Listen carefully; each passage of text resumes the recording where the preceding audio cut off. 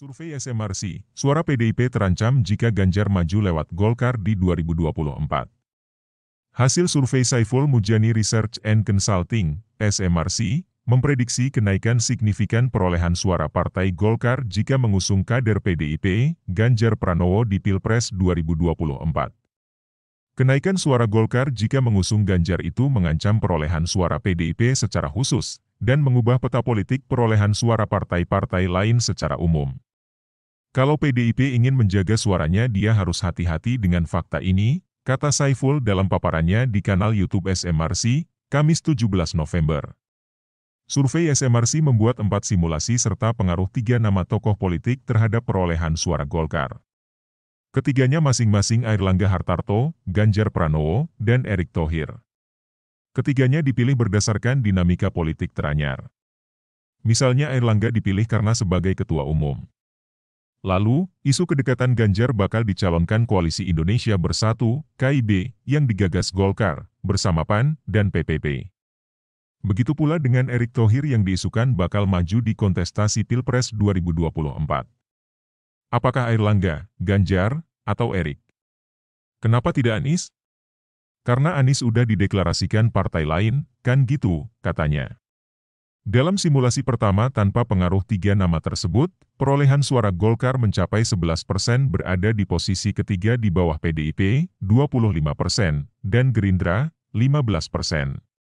Sementara, dalam simulasi kedua dengan skenario mengusung Airlangga, perolehan suara Golkar hanya naik 2% menjadi 13%. Tetap di bawah PDIP dan Gerindra. Suara Golkar juga tidak beranjak dan stagnan di angka 11% jika mengusung Erick Thohir. PDIP tetap di atas, disusul Gerindra. Namun, perolehan suara partai beringin melonjak signifikan jika mengusung Ganjar. Elektabilitas Golkar naik hingga 17% atau naik 6% dari semula 11%. Skenario Ganjar maju lewat Golkar juga mengubah peta elektabilitas partai lain secara umum. Dalam skenario itu, Gerindra menjadi yang teratas dengan elektabilitas mencapai 20%, mengalahkan PDIP di posisi kedua dengan 18%. PDIP hanya selisih 1% dengan Golkar di posisi ketiga. Yang tadinya PDIP itu almost untouchable. Tapi begitu Ganjar pergi ke Golkar, berbondong-bondong ikut, membuat PDIP seimbang dengan Gerindra, bahkan Gerindra agak sedikit di atas, kata Saiful. Menurut Saiful, angka itu menunjukkan tingginya elektabilitas PDIP di beberapa survei nasional selama ini tak bisa dipisahkan dari pengaruh Ganjar. Buktinya, suara partai tersebut turun jika Ganjar maju dari partai lain. Oleh karena itu, Saiful mewanti-wanti untuk menjaga kadernya tersebut agar tak sampai maju dari partai lain. Dia meyakini Ganjar masih terbuka maju dari partai lain jika tak diusung PDIP di Pilpres 2024. Ganjar ini orang terbuka kemungkinan. Apalagi kalau ada yang memberikan kejelasan yang meyakinkan. Bisa saja Ganjar tidak maju dari PDIP, katanya. Survei SMRC dilakukan pada Oktober lalu terhadap 267 responden, dengan margin of error sekitar 6,1%. Saiful mengakui angka margin of error tersebut cukup tinggi dari rata-rata survei lembaga dia pada umumnya di angka 3%. Biasanya kan kita sekitar 3%. Ini jauh lebih besar karena sampel lebih sedikit. Kalau Anda ingin margin of error lebih kecil, Anda tinggal tambah aja jumlah sampelnya, katanya.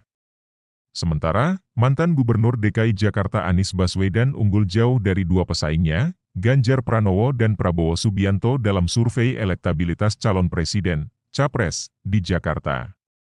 Dalam survei yang dirilis Institute for Democracy and Strategic Affairs, Indo-Strategik, itu, elektabilitas Anies mencapai 51% dalam simulasi 3 nama melawan Ganjar dan Prabowo.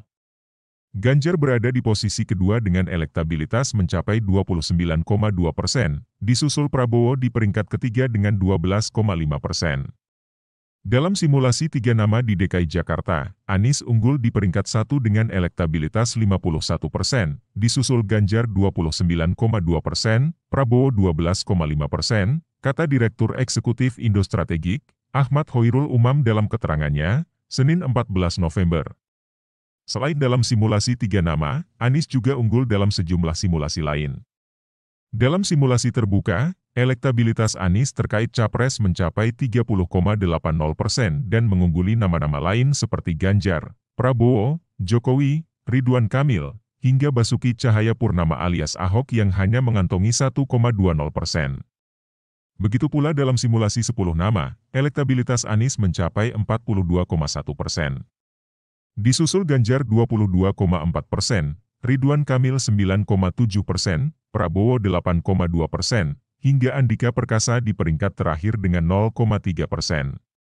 Dalam simulasi 10 nama di DKI Jakarta, Anies unggul di peringkat 1 dengan elektabilitas 42,1%, Ganjar 22,4%, Ridwan Kamil 9,7%, Prabowo 8,2%, kata Umam. Ikuti terus berita-berita kami yang terupdate, terpercaya dari berbagai sumber, dengan cara klik subscribe dan juga loncengnya, agar Anda selalu mendapatkan notifikasi jika channel YouTube ini mengupload video berita terbaru.